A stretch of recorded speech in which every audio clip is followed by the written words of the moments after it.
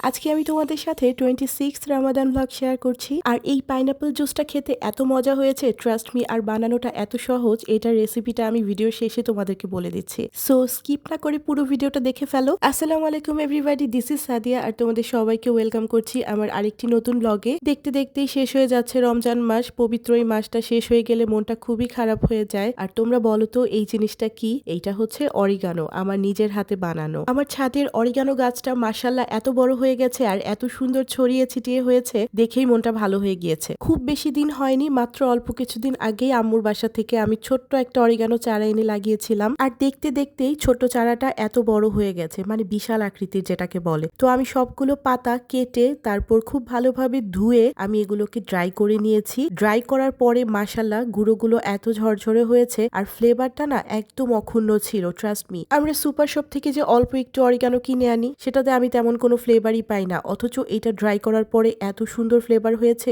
আর এতগুলো পাতা শুকানোর পরে মাত্র এই অল্প হয়েছে। একদম মিনি সাইজের যে কফি জার গুলো হয় সেগুলো তো রেখেছি, তো আমি বড় জারটা রেখেছি আর এই ছোট জারটা সেটা আম্মুকে দিয়েছি। আর আজকে আমাদের ইফতারে ছিল রেগুলার যে ভাজা পোড়া আইটেম সেগুলো, মানে মাসের 30 দিনের মধ্যে আমার মনে হয় 20 দিনই আমরা এরকম ভাজা পোড়া খাওয়া হয়েছে। তো আজকে ছিল বেগুনি, তারপর পেঁয়াজু, তারপর আলুর চপ, সেই সাথে আছে আমার মোস্ট ফেভারিট বেগুনি। আর আজকের বেগুনিগুলো কেন যেন দেখতে তেমন একটা ভালো হয়নি, কিন্তু খেতে দারুণ মজা হয়েছে। এনিওয়েজ, তোমাদের কার কার বাসায় সবচেয়ে বেশি কি কি আইটেম খাওয়া হয় আর কার বাসায় আমার মতো এরকম রেগুলার ভাজা পোড়া চলে, সেটা কমেন্টে আমার সঙ্গে শেয়ার করো। আর পারলে গেস করো তো আমার বর মানে তোমাদের ভাইয়ার ফেভারিট আইটেম কোনটা। গেস করতে পারলে কিন্তু আমাকে কমেন্টে অবশ্যই জানিয়ে দিবে। তো যাই হোক, কয়েকদিন ধরে তোমাদেরকে বলছি যে আমার আবার গলাটা খারাপ হয়ে গেছে, মানে একটু ঠান্ডা ঠান্ডা ভাব। এই সিজন চেঞ্জ হচ্ছে আর আমার ঠান্ডা কাশি এগুলো লেগেই আছে। গলাটা খুবই খারাপ লাগছে। গরম গরম চা খেতে খেতে এই ভয়েস ওভারটা দিচ্ছি, তো একটু ঝাল ঝাল খেতে ইচ্ছে করছিল, মানে ভর্তা তারপর খুদের ভাত এগুলো খেতে ইচ্ছে করছিল।